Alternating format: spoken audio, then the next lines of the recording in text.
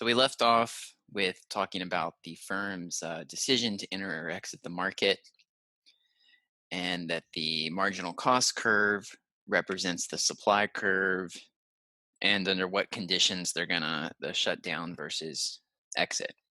So now we want to talk about the competitive firm's profit and identify profit on our graph. So here we have marginal cost, which is intersecting the average total cost curve at the average total cost curve's minimum point. And we have a price that is above the average total cost. And if you remember, the firm's going to produce where marginal revenue equals marginal cost. So here. So to identify the total profit, remember profit is going to be total revenue minus total cost. And total revenue is price times quantity, and total cost is going to be the cost per unit times the number of units sold, which is going to be average total cost times quantity. So average total cost is the average cost per unit at a certain quantity. So price times quantity, we see price here and we've got our quantity. And so when you multiply those together, you're actually getting two sides of a rectangle or a square. So the price is this distance and the quantity is this distance. So this whole square or rectangle here is total revenue. And then we need to subtract off total cost.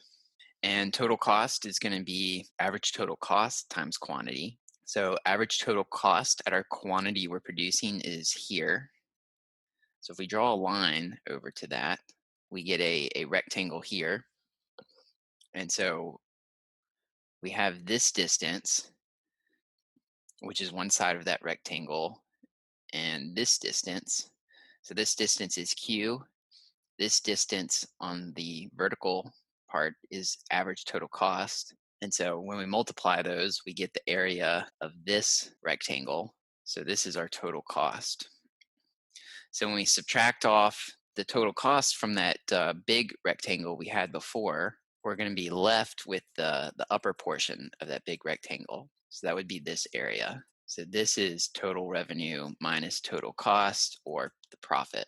So this green rectangle is the total profit for this firm at that price. If we wanted to calculate this numerically, we would need some numbers. So if we said price was $10 and average total cost at this quantity, let's say, is $6, and let's say we're producing 50 units. So we need this distance, which is going to be 10 minus 6, which is 4, and we need this distance, which is going to be 50. So then our profit is just going to be 4 times 50, or $200. If you wanted to calculate total revenue, you would want this distance from 10 down to the origin, which is 0. So in that case, you would just substitute the 4 for 10. So total revenue would be 10 times 50, which is 500. And total cost would be this distance, which is 6 times 50, or 300. So let's look at what would happen if the price was below average total cost. Again, the firm produces where marginal revenue equals marginal cost, which is going to be here. And total revenue is going to be price times quantity, which is this rectangle defined by this distance and this distance. So this would be total revenue. Total cost is still going to be the average total cost times the quantity. So average total cost at our quantity we're producing is this point. So we'll say C for cost. The total cost is going to be this distance times this distance, or this whole rectangle. So in this case, the total cost rectangle, the area defined by total cost, is larger than the area defined by total revenue, which means there's going to be a loss or negative profit. And the size of that loss is going to be this rectangle here. This is the cost in excess of the profit. So this area down here is also cost. This contributes to total cost, but this rectangle is also total revenue. So it negates that cost. And what we're left with is the shaded in rectangle here. So this is profit, which is negative. You might also want to describe this as net loss. So if you wanted to calculate this numerically, again, let's say the price is 3 and our cost is 5 and Q is 30. Well, then total profit is going to be total revenue minus total cost. Total revenue is price times quantity, which is 3 times 30. And total cost is going to be the average total cost at the quantity we're producing, which is 5, times the quantity, which is 30. So 5 times 30, or 90 minus 150, or minus 60. So profit in this case is minus $60. So we've talked about some of the assumptions of the individual firms' supply curve, which is their marginal cost curve. Now we want to talk about market supply, right? Because market supply consists of all the individual firms' supply curves. So we have a few assumptions that characterize the market supply. One is that all the existing firms in the market and any firms that may enter the market have identical costs. It costs them the same to produce whatever the good is. The second is that each firm's costs don't change as other firms enter the market. So as new firms enter the market and start competing, it doesn't affect the existing firm's cost structure.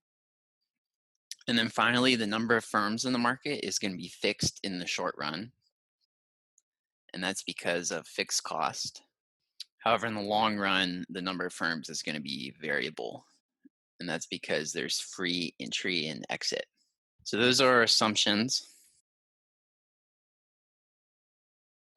So on the left here, we have a similar graph to what we've been looking at. So we have average variable cost, we have marginal cost, and we have 3 different prices. And as long as price is not below average variable cost, we know that the firm is going to use the marginal cost curve as their supply curve, or make production decisions based on the marginal cost curve.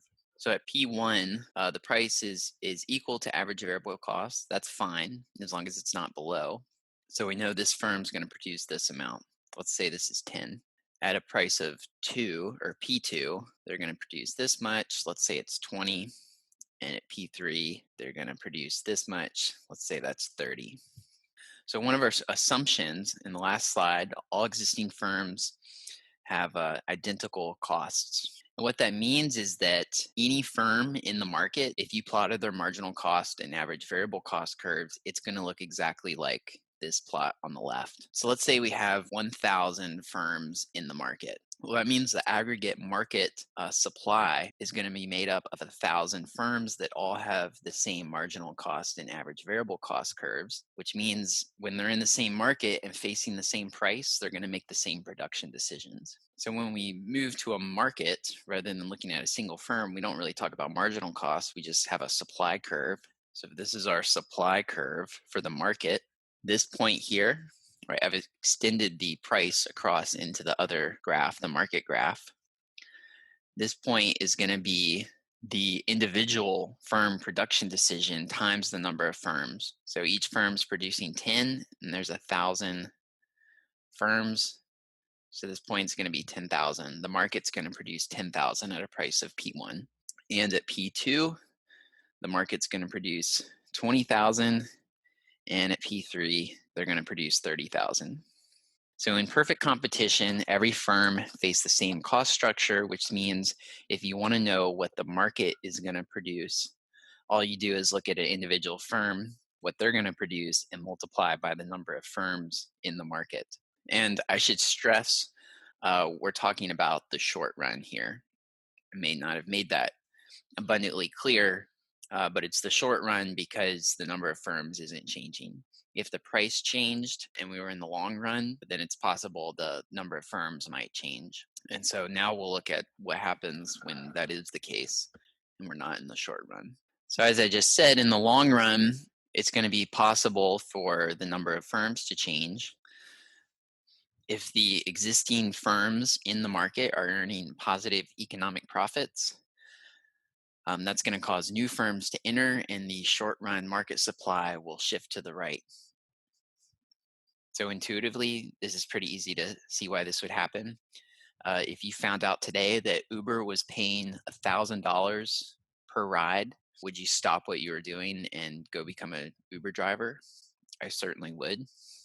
So then, as new firms enter the market, in our example, if all of us quit learning economics and go be Uber drivers, there's going to be a lot more competition. That's going to cause price to fall, which then reduces profits, and entry is going to slow. If Uber starts paying $1,000 per ride and we all become Uber drivers, but then there's too many Uber drivers, so we push the price down. And let's say instead of $1,000 per ride, it's only 25. Would you still go become an Uber driver? Maybe, maybe not. It's not as clear that we would stop what we're doing to go be an Uber driver. If the existing firms are incurring losses, then some firms are going to exit and our short run supply curve shifts left. So if you were losing $5 on every ride being an Uber driver, would you stay? Some people might stay and wait it out, hoping price will rebound, but a lot of people would quit doing that pretty quickly. So then, as people exit and stop being Uber drivers, there's not going to be as big of a supply, so price rises, which is going to reduce the magnitude of losses being incurred, and that's going to slow the exit from the market. If you're only losing 10 cents per ride, maybe you aren't as quick to jump ship. So these conditions here, which lead to firms entering and exiting the market, lead to what's called the zero profit condition. So the zero profit condition is met when there's a long run equilibrium. And a long run equilibrium is going to be characterized by the process of entry or exit being complete, as in everyone's happy, no one wants to enter the market who isn't already in the market, and no one who's in the market wants to leave. And the remaining firms in the market are earning zero economic profit. And remember, there's a difference between economic profit and accounting profit. Firms can be earning positive accounting profit, but once we account for the opportunity cost, they earn zero economic profit. And so zero economic profit occurs when price is equal to the average total cost, right? Because when you sell a unit, the revenue you get from it is the price, and you pay the average total cost, which is the cost per unit, taking into account everything, fixed cost, variable cost. Further, we know that price is equal to marginal revenue when we're in a perfectly competitive market, and firms produce where marginal revenue equals marginal cost. So we can also say that price is equal to marginal cost, which is equal to average total cost, is going to be true if there's zero economic profit. So graphically, what I just described is this right here. Price equals marginal revenue. Remember, we produce where marginal revenue equals marginal cost, which is this point.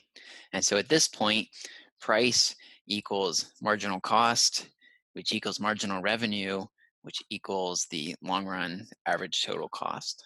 So this chart is the firm's cost structure when the market is in a long run equilibrium. And right, they're earning zero economic profit because if you remember, our profit was find where marginal revenue equals marginal cost, go up to the average cost curve or down to the average cost curve and create a rectangle, and their profit is that area of the rectangle. Well, where marginal revenue equals marginal cost, the distance up to the average total cost curve is zero because they're touching. There is no distance, and so profit is zero.